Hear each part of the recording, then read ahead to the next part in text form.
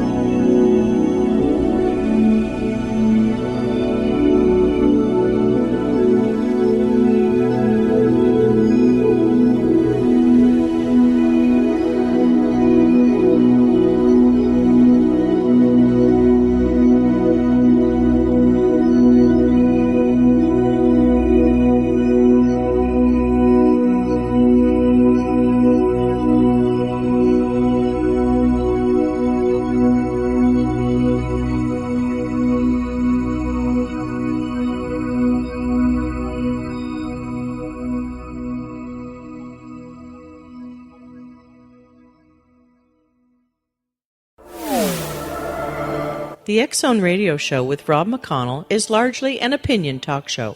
All opinions, comments, or statements of fact expressed by Rob McConnell's guests are strictly their own and are not to be construed as those of the X-Zone Radio Show or endorsed in any manner by Rob McConnell, Relmar McConnell Media Company, the X-Zone Broadcast Network, its affiliated networks, stations, employees, or advertisers.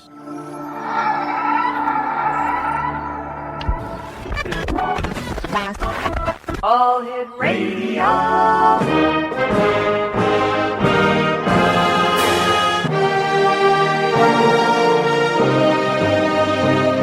Welcome to the X-Zone, a place where fact is fiction and fiction is reality. Now, here's your host, Rob McConnell.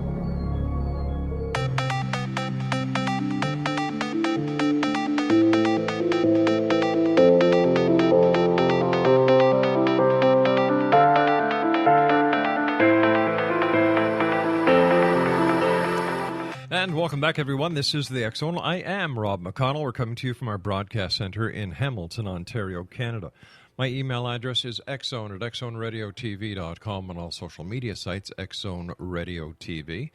And you can find out what's going on in the X-Zone by going to www.xzoneradio.com.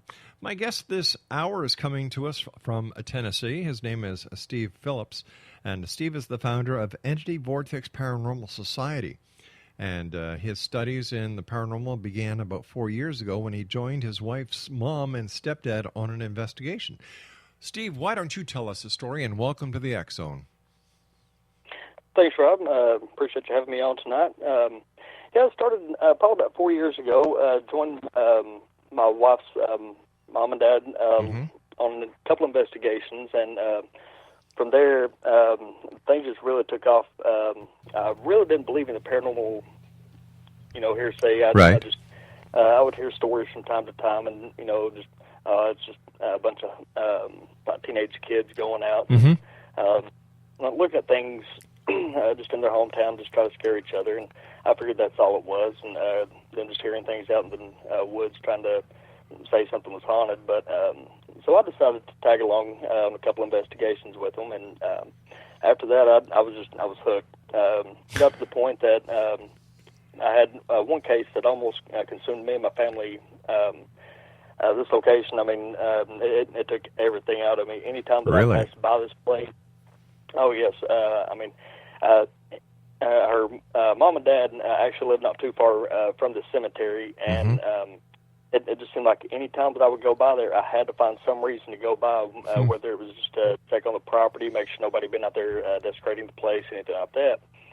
So and it got to the point that we'd been out on an investigation there, and we had probably about maybe 10 or 15 people that had followed my in-laws team. They'd shown up that night just to see how we'd done investigations and things, and we'd walked around and shown them a few of our pieces of equipment and things that we were using at the time, and called quite a few good E.V.P.s. One coming back, we asked if it was a man or a woman, didn't get a response, asked if it was a child, Right. and came back with the answer, go. And I said, can you tell us what happened to you? And we had a real loud yes come back at us. And so as the night went on, it was fairly quiet after that. None of our meters were going off. And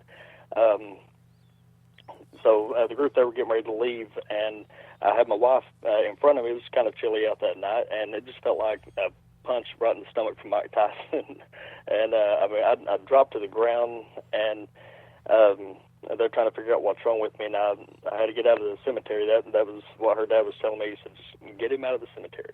And so I got out, and they came over, started talking with me, and started feeling a little bit better, but things just didn't seem right. So that group, they ended up leaving for the night, and the next day got up, and I wasn't myself at all. I really don't remember much from that morning. I got up and pretty much told my wife, F you and F the kids, I'm gone. and this is something that we've never been like this before. And grabbed the cell phones, took off, broke the cell phones, left them in my truck, and her and her mother were actually trying to contact me on through text, and the phones kept responding back, I'm at the cinema, leave me alone. And this was both phones that were responding to the same messages. And we feel like that could have been a possible spirit attachment that came back with us on that one.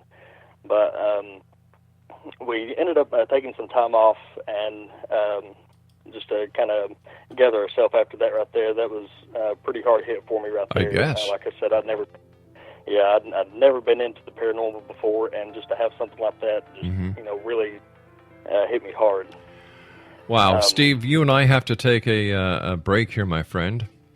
Exonation, okay. Our guest this hour is Steve Phillips. He's the founder of Entity Vortex Paranormal Society, that's E.V.P.S.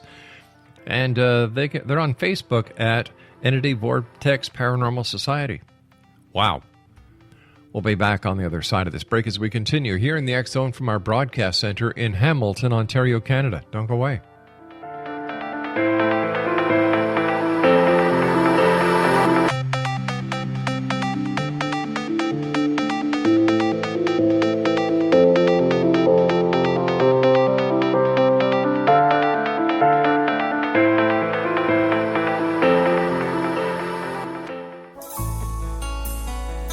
Afterlife expert Roberta Grimes was the first one to say that dying can be fun. Now her best-selling book, The Fun of Dying, is available in stores worldwide. So if you wonder whether death ends life, how it feels to die, or what heaven might be like, The Fun of Dying was written for you. And if you have always been afraid of death, or if you worry that your life has no meaning, let The Fun of Dying ease your fears and bring new meaning to your life. Nothing said in The Fun of Dying is based on the teachings of any religion. Instead, Roberta draws on evidence to explain how death happens, how it feels, and what comes next. A lot of the best death-related evidence was produced in the first half of the 20th century. When it is put together with recent discoveries, it tells a consistent and amazing story. Roberta Grimes blogs and answers questions at robertagrimes.com. Her wonderful book, The Fun of Dying, is available on Amazon and at stores worldwide wherever books are sold. You're listening to the X Zone Broadcast Network, www.xzbn.net.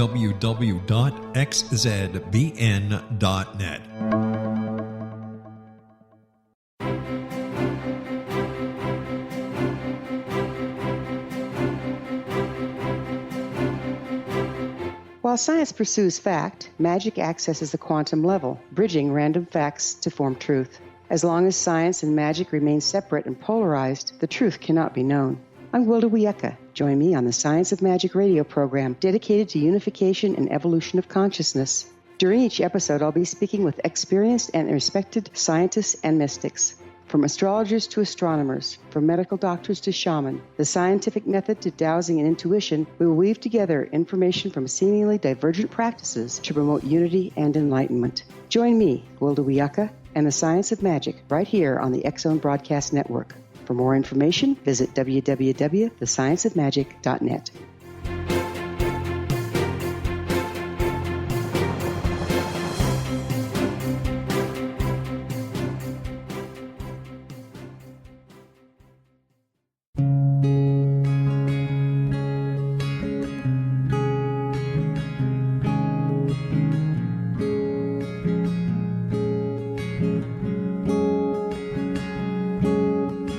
Linnea Starr began to demonstrate a metaphysical connection to the spirit world as a little girl.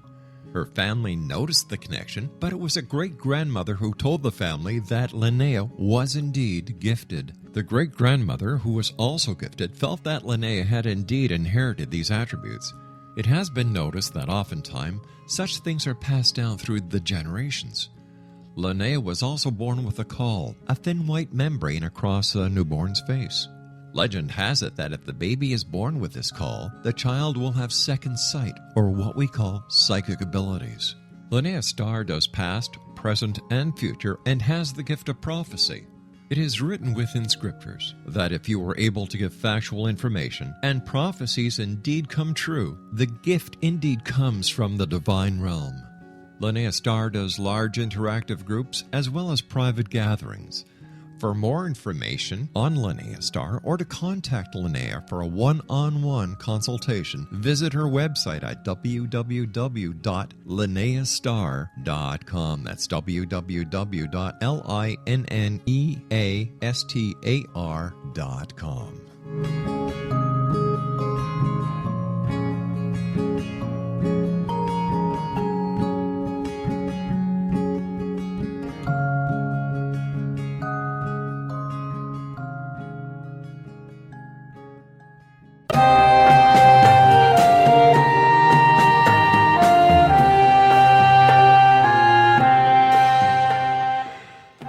Welcome back, everyone. Steve Phillips is my special guest this hour. He is with Entity Vortex Paranormal Society, and they are in Tennessee. I've got to tell you something. I just can't imagine. All right, so you got punched in the gut, but then for this to happen to you, what did you do afterwards? What happened? Did you actually have something attached to you from the graveyard? Oh, to be honest with you, I'm not 100% sure. Again, this is my first time going out. I really felt like it was some type of an attachment that did come back, and it did kind of take a hold on my family for a little while. And, like I said, my wife and I, we're not argumentative at all. Always see eye to eye on just about everything. Sure. And just for this to happen and then change our lives the way that it did, just the anger that was coming from both of us, we just decided to take a break from investigating for a while to see if maybe things would ease up. And after roughly about a year, we got back into it. I mainly just started doing more online studies and things like that. And once I got back into it full time, I decided to take a friend along with me and go back to this place and just see if I could try to confront this entity or whatever it was that was that I felt like came back with me.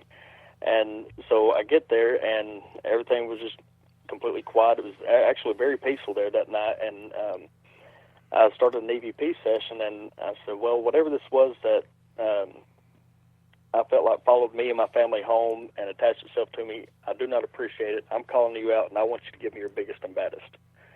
And which was a very stupid thing to do. And no sooner than that happened, I felt like almost like an insect bite or something on my back, and then it started burning.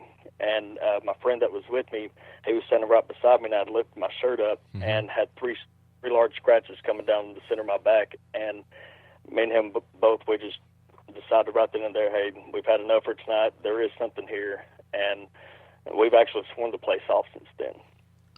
And decided not to go back and start investigating a few other places, such as here in our hometown, doing historic sites and doing hospitals, Civil War sites, and also American Indian sites as well. So let me tell you, tell us a little bit more about your team. Oh, well, like I said, we started roughly about 4 years ago. We're just a small family-based team out of Lenore City, Tennessee. We're just a little west of Knoxville.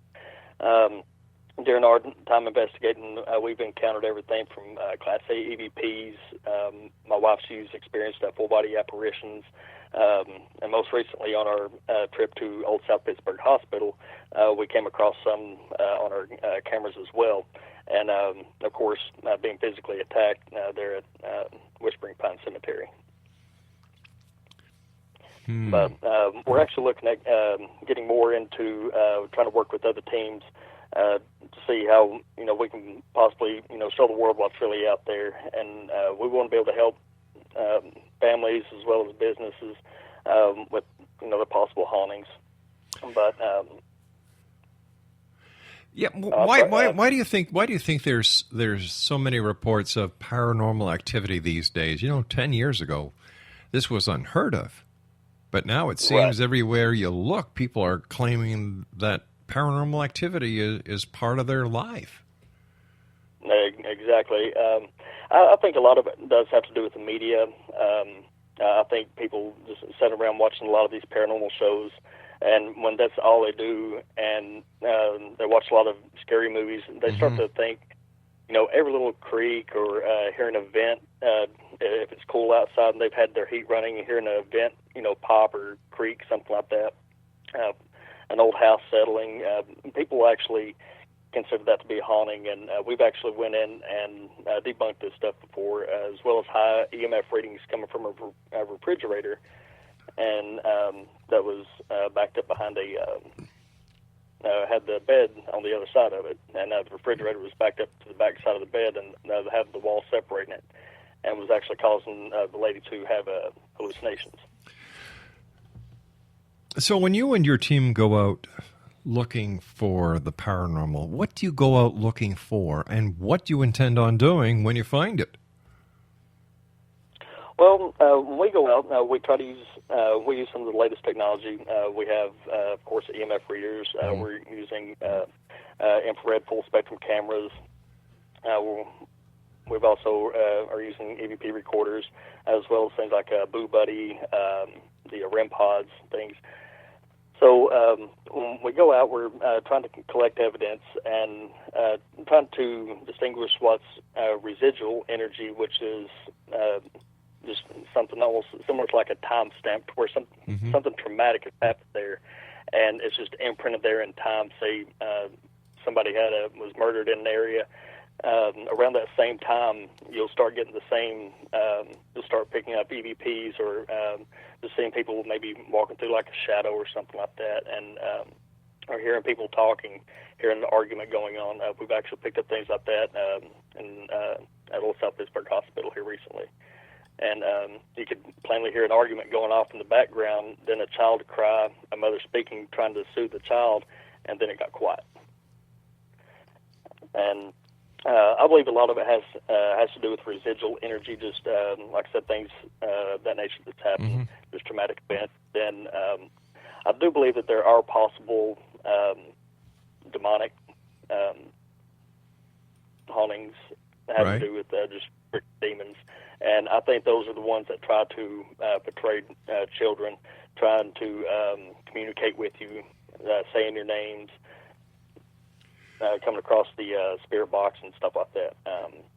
But I really believe there's mainly two types of hauntings and stuff, having the poltergeist and things like that. I believe there's just residual and demonic. All right, so when you look at the big picture, if something is invisible, has no mass, has no density, how could it scratch you on the back? That's what I'm trying to figure out myself, to be honest with you. And that's why I'm out here doing this.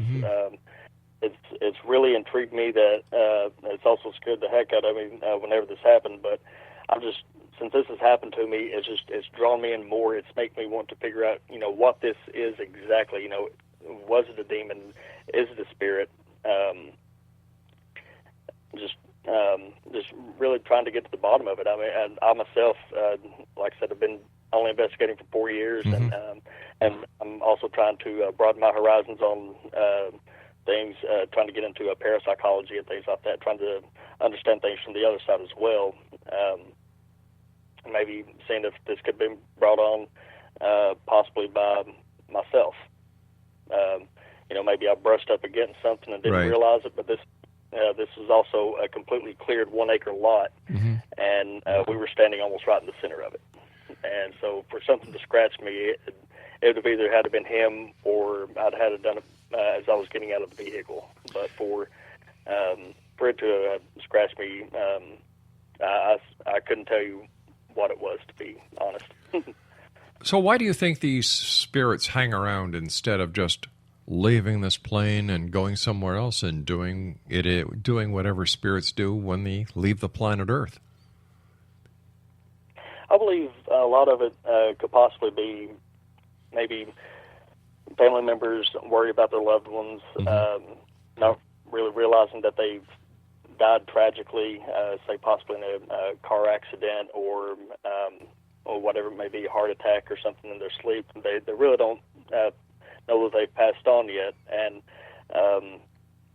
I think there could possibly be that side of it as well, but I really think that side of it is that energy.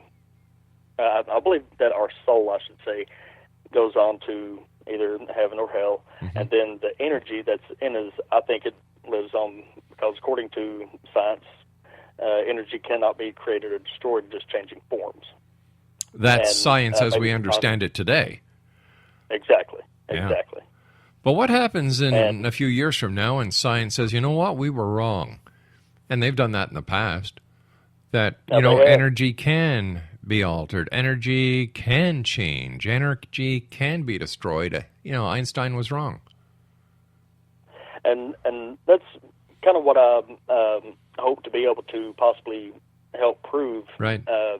Being in this field is, hopefully people can quit being bullheaded and try to work together in this field, and have that para-unity to try to work toward this common goal to really figure out what this is, whether it really is paranormal or whether we're just out here chasing nothing. Right. But I wish there was a lot more teams that would come together, though, to help. Like I said, it seems that everybody is hoping to find the smoking gun so they can claim the glory instead of working together and making it all work. Right. And a lot of people, it does seem like they just want to be the next person that's on TV, or and I just think that's going about it the wrong way. And especially, I kind of feel the same way about teams charging money as well to go out and investigate. And I'm not saying that nobody's a professional in this by any means, but a lot of teams will go out here and try to charge $1,500 to do an investigation. You're kidding. Oh, I've seen some teams charge outrageous amounts, and it just completely blew my mind. And it's actually hurt us from getting into a couple of other locations on kind of a couple teams that have charged this amount, and then they've went in there and just absolutely destroyed the place. Unbelievable. Yes. That just blows my mind that there are actually people out there who are playing detective and charging people to do it. Yeah, it does me too. And like I said, I'm not saying that nobody's not a professional in this. There are people that do have a lot more experience than I do, 30, 40, 50 years in this. And, I do consider them to be the professionals. They do know quite a bit more, or I should say a lot more about this than I do. And, but I'm just, really wanting to, like I said, try to get with other teams and try to work towards one common goal, though. Steve, stand by. You and I have to take our news break at the bottom of the hour. Exonation, Steve Phillips is our special guest. You can find them on Facebook at Entity Vortex Paranormal Society, and they're in Tennessee. Fascinating story. I don't think any paranormal team is worth money. Come on. I don't either. All right, stand really by, don't. young man. We'll be back on the other side of this break. Don't go away.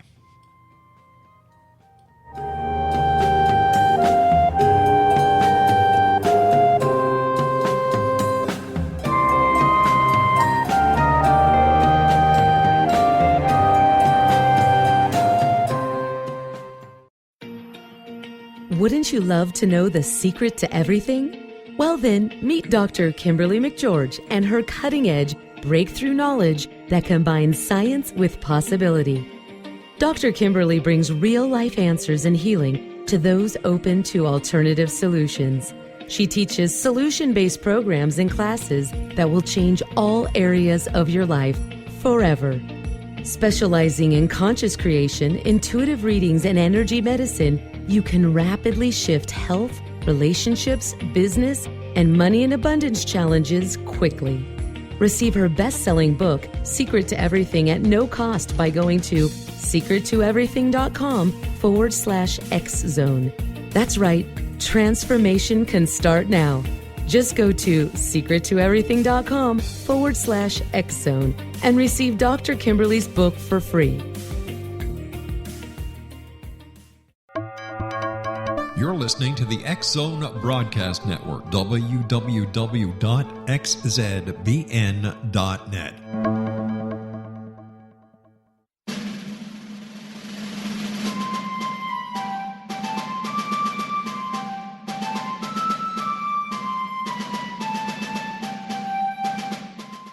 Thomas Jefferson was a Burgess of 27 when he met Martha Wales Skelton, a 22-year-old widowed heiress who was fondly called Patty by her family. They were married on January the 1st, 1772, and they took up residence in a cabin on the building site on top of a Virginia mountain that Thomas had named Monticello.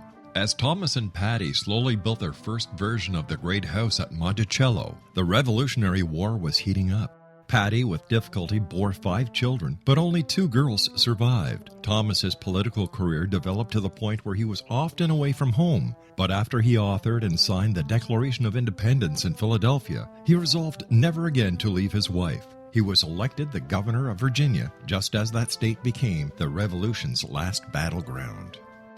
The Revolutionary War ended in 1781, and Thomas gladly retired altogether to my family, my farm, and my books. But Patty continued to want to bear her treasured husband a son, and late in the summer of 1782, she died of kidney failure at the age of 33, 4 months after having borne yet another girl. Thomas was so devastated by her death that he never remarried. He mourned her for the rest of his life, even as he helped to frame the peace in France and then became the first Secretary of State, the second Vice President, and the third President of the United States. This story is true. Thomas Jefferson was such an obsessive letter writer and record keeper that we know where he was and what he was doing nearly every day of his adult life. Every significant thing he says in My Thomas comes from his contemporary writings. My Thomas by Roberta Grimes is now available at Barnes & Noble, Costco, Target, Books A Million, Hudson Booksellers, Kmart, Walmart, Sam's Club, Walgreens, CVS, and online at Amazon.com. You can visit Roberta Grimes online at www.robertagrimes.com.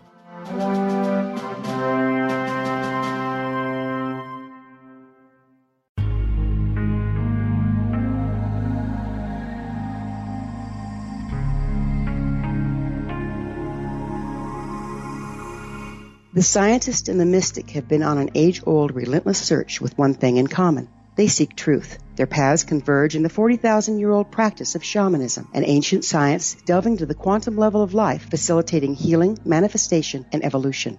I'm Gwilda Wiyaka, the founder and director of Path Home Shamanic Arts School, a unique Colorado State-certified occupational school, training shamanic practitioners and teachers. We also provide classes for empowering personal lives through shamanism. Our certification classes are in week-long segments enabling international participation, and online classes and long-distance shamanic healing sessions are available. Come discover the science of magic in the limitless world of shamanism. www.findyourpathhome.com.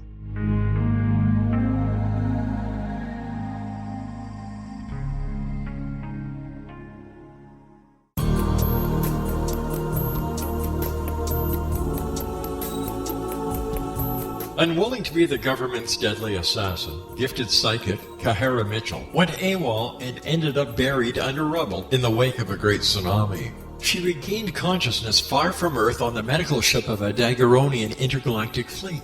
Has she been rescued or abducted by aliens? The Chalice of Carrie, Kahira O'Donnell's latest paranormal science fiction romance, is the passionate story of an Earth woman and her destined mates, twin kings from another galaxy. Kahara uses her gifts fighting alongside Lords Rom and Ra in a war that will determine the destiny of galaxies. The Chalice of Carrie by Kahira O'Donnell is now available at KahiraO'Donnell.com or at Amazon.com.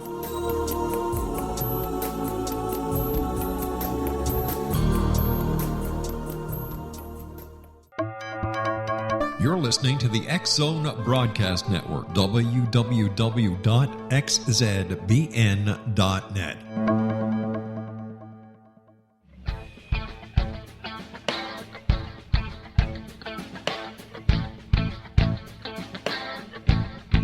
What happened in Benghazi is revealed by Nicholas Genix, author of Obama, Islam, and Benghazi. He informs the American people that President Obama deceived them by advocating a strong foreign policy prior to the 2012 presidential election, and Hillary Clinton supported this deception. As the title infers, there is a connection between Obama, Islam, and Benghazi. Ample evidence informs Americans that Obama's early indoctrination in the Quran developed an affinity for Islam, why the Quran is the source of discontent in many countries, and why the Obama foreign policy deception led to poor military action and caused the loss of American lives in Benghazi.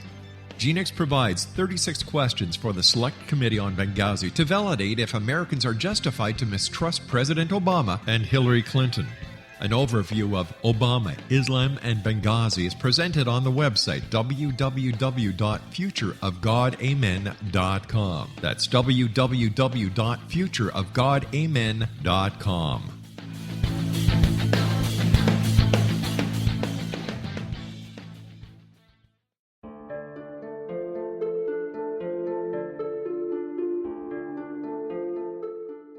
Annie Callahan, dedicated to negotiating a position for Earth within the Daguerrean Coalition, had trained for 3 years to become an Earth ambassador.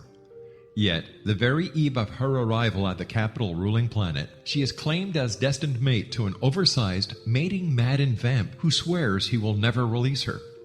Lord Aztaran, king of the Macian sector, has waited over 900 years for his destined mate. Having found her as an alpha vamp, he is unable to relinquish Annie, virtually holding her hostage until he can claim her. Yet Macians cannot survive without their mate's love. How could he strip her of her citizenship, her ambassadorship, and her freedom and expect to win her heart? With All That I Am by Kahira O'Donnell is the latest book in this exciting series, The Daguerrean Chronicles, guaranteed to keep readers coming back for more. With All That I Am by Kahira O'Donnell is available on Amazon.com and KahiraO'Donnell.com.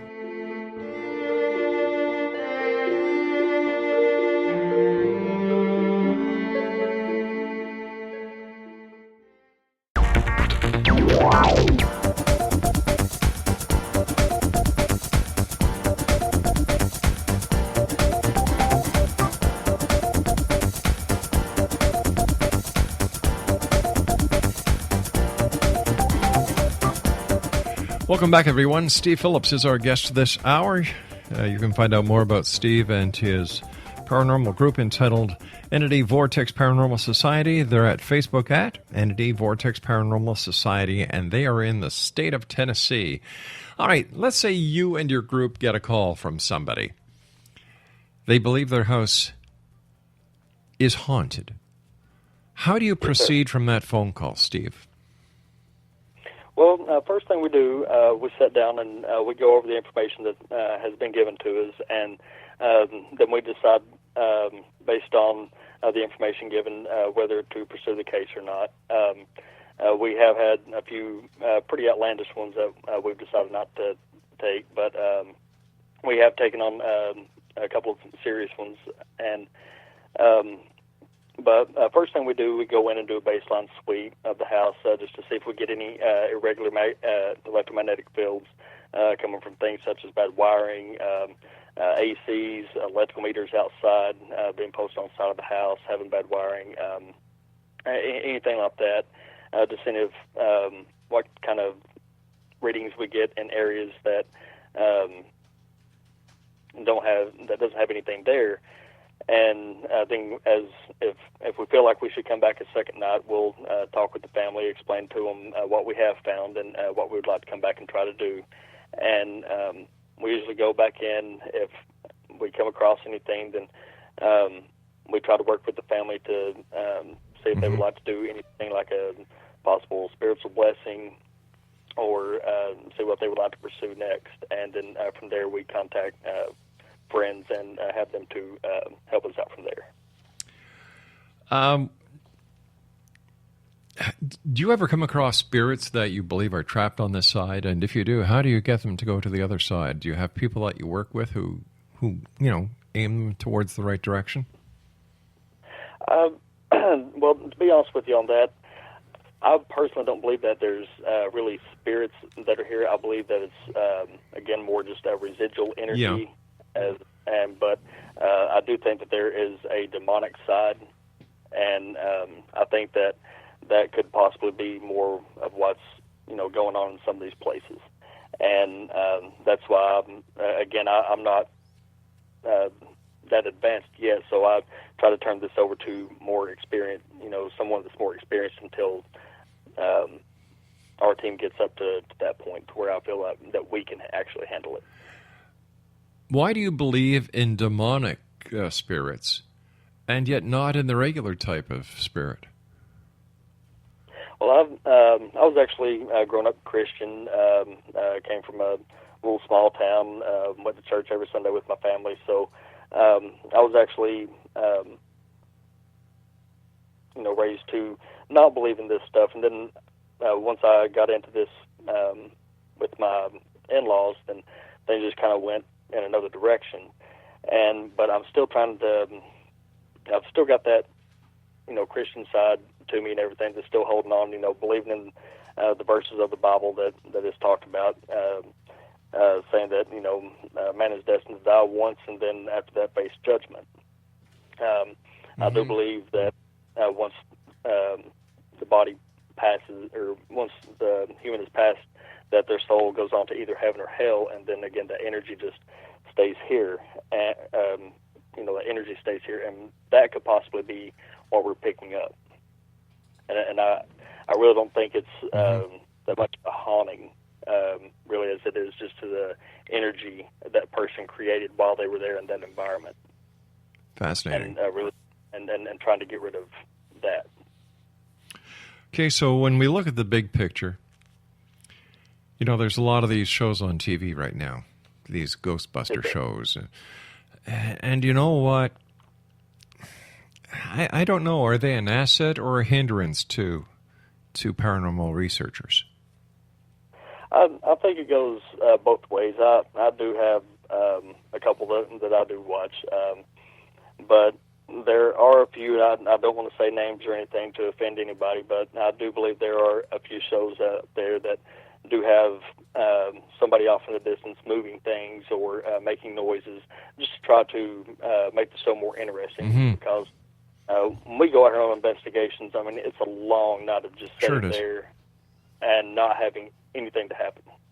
And we've sat there for from 7 at night until 3 in the morning, and sometimes till 7 in the morning, just trying to capture evidence and not capture one thing. I have a good friend of mine is Seth Shostak from SETI, and they have these dishes, these radio telescope arrays around the world that they're pointing to the stars and listening for radio frequencies. I'm just wondering if the same problem could be arising that SETI may be having, where they're looking for the wrong frequencies. Like the equipment that we are using to find paranormal activity are aimed for the frequencies that we are aware of as human beings, as solid living beings.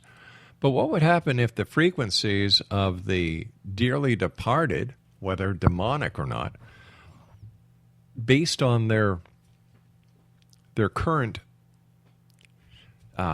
construction, for lack of better words, build-up or consistency, that the frequencies are all wrong that we're using, and that some of the readings that are received by the equipment that people are using today are nothing more than microwave burst, sunspot burst, electromagnetic bursts, or other natural and man-made phenomenon.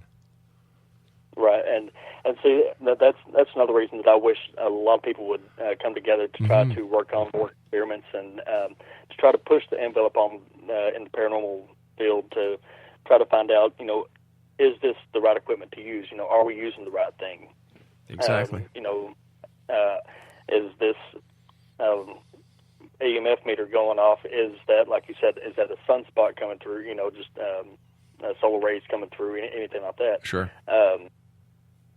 So I do believe the same thing there, but I wish that a lot of teams would come together and quit being bullheaded and try to unite and work on cases together to see if they're coming across the same thing.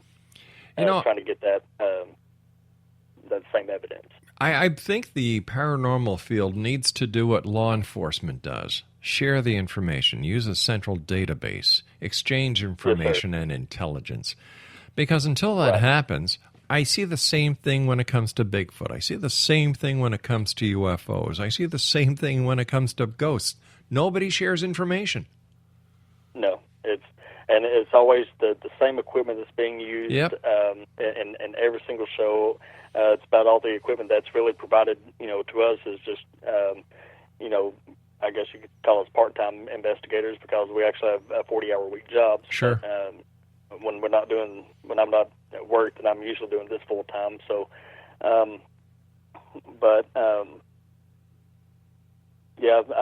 just the sharing evidence right there has it's a big shocker to me that more people don't do that, and I believe that goes back to what we were speaking about earlier. People just think that they're going to be the next big thing, they're going to be the next group on TV, and people need to get that out of their head and realize, hey, in this day and age, anybody can be on TV if they want to, but it doesn't. You don't have to be a paranormal investigator to do it. The statistics when it comes to the amount of people who are out there spending time looking for these answers are staggering. For example, we have a database with over 16,000 groups in the United States that are paranormal groups. Each group has an average of 5 members. So you multiply the 16,000 by 5, a minimum average of 10 hours per week. And yet, nobody's come up with that smoking gun yet. Right. Why do you think that people are so intrigued about the paranormal? What's the draw to the public? And to the public, I think it's just really the scare factor. But I think for the people that's actually out there really doing this, that's wanting to, I guess you could say, kind of pursue a career in it. That's a passion of theirs. That, like, to me, it's almost like a natural high.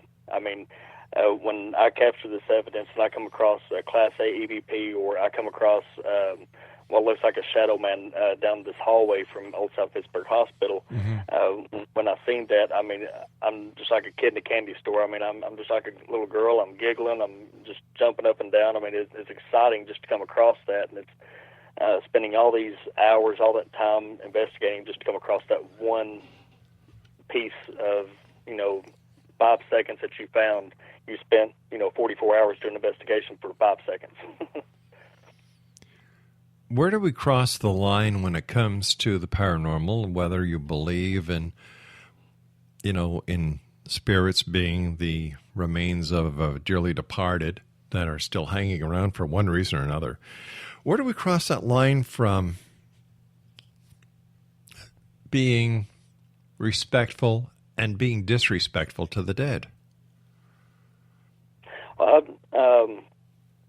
First of all, when we go in, we always say prayer or protection when we go in, and when we talk to these spirits, we try to tell them, or whoever it is that we're speaking to, trying to communicate with, we say that we're not here to try to disrespect you in any way, shape, or form. We try to talk to these people like you would, like I'm speaking to you now.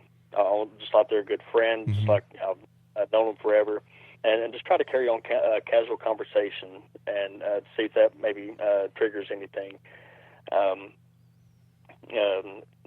If you're trying to speak to somebody from a certain era, maybe try to talk about things such as toys that they used if it was a child, say typewriters, anything like that. Just from whatever era that you're trying to communicate with. All right, but you said before that you didn't believe in spirits because of your religious beliefs, that you think that these are all negative entities or demons. Did I misunderstand you? It's, I feel some like the energy from the human that is actually left here on Earth. Okay. I think that... I'm sorry? No, I said that you believe that the soul goes to heaven, right? Yes, sir. Okay. I believe that the soul moves on to heaven or hell, and then the energy itself that's actually left behind from the human just stays here on Earth. But if the energy remains without the soul, then how could this energy, have some intelligence that can give you an EVP? It makes no sense to me. I think there has to do more with the demonic side, trying to portray this person to try and possibly attach itself to you or whoever's investigating, and then the energy itself from that person, I think, just moves on. I think it just I'm not sure where it goes, and that's what we're hoping to come across is to try to figure out what this actually is. But do we need to know? How will this change our lives? How will this change our lives?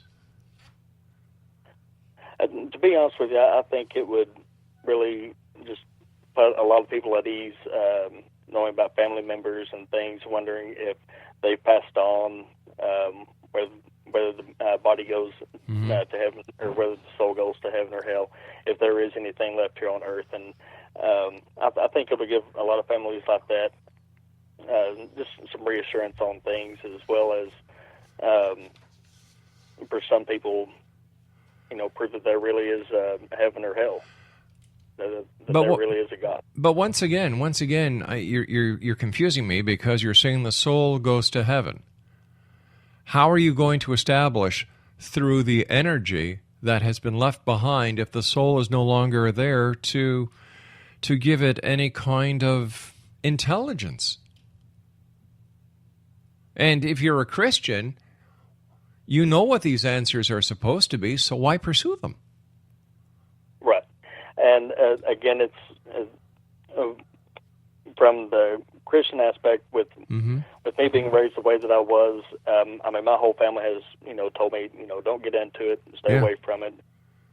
Bad juju, stay away from it. And so once I went out on those couple of investigations and started seeing what was out there, it really intrigued me as to what this really was, and to want to pursue it, to try and help the field to distinguish whether this is demonic, whether it's just a possible just energy of something passing through, not really creating a haunting, but just kind of going on its, like, again, like residual energy, just like it's living its daily routine. The energy itself, and then the soul just taking off to heaven or hell. So are you saying that the body is consisted of two separate but equal and combined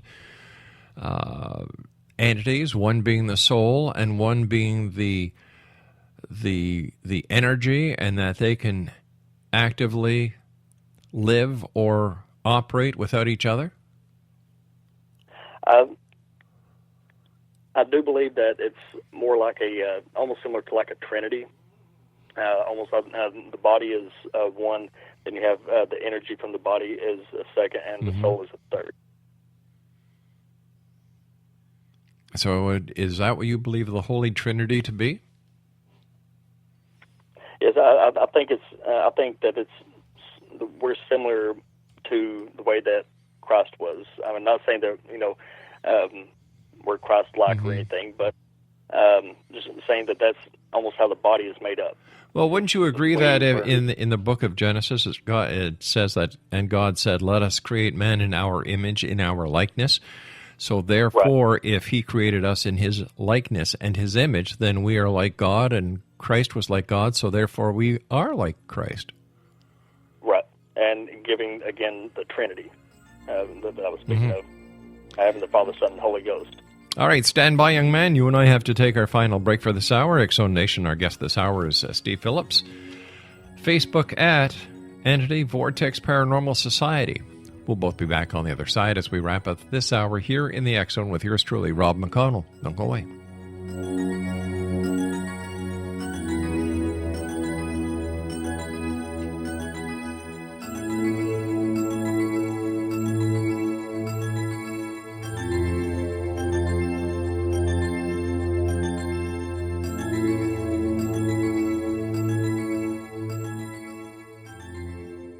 Little children aren't the only ones afraid of the dark. Millions of soldiers return from war zones with PTSD, anger, frustration, fear, and loneliness, much of which surfaces during the darkness of the night. You have the chance to change the lives of these American heroes. Songs and Stories for Soldiers.us provides free MP3 players for these men and women. With a list of 3 million songs in 16 different styles, 100,000 audiobooks, and 30,000 old-time radio programs, every veteran can find something to soothe and comfort them at no cost. All our players contain an 8-hour audio program designed to help veterans fall asleep. With 1,500 plus vets now participating, it's our goal to deliver 10,000 audio players this year. Go to our website at songsandstoriesforsoldiers.us. Help us help a veteran make it through the night.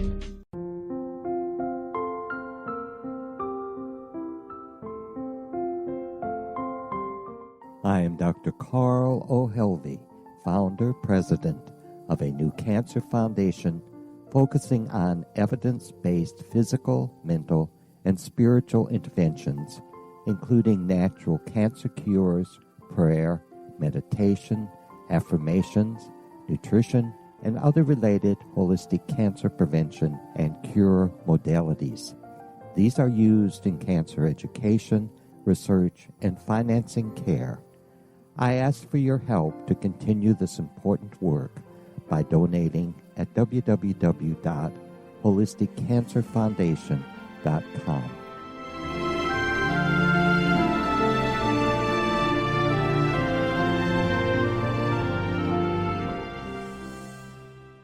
You're listening to the X-Zone Broadcast Network, www.xzbn.net.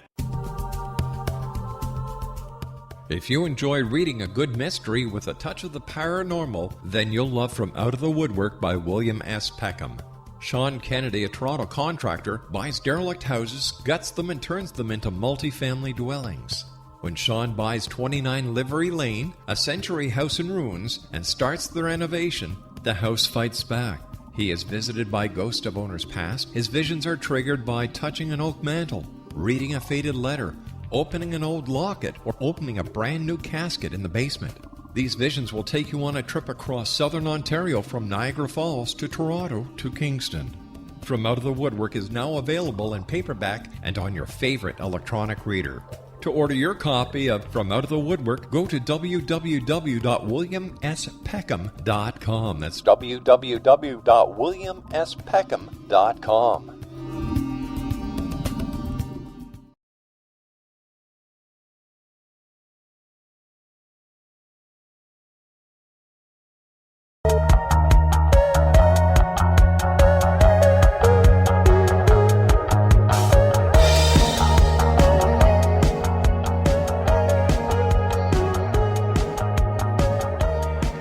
Exonation, Steve Phillips is our guest this hour. You can find more about Steve at Facebook at Entity Vortex Paranormal Society, and they are in Tennessee.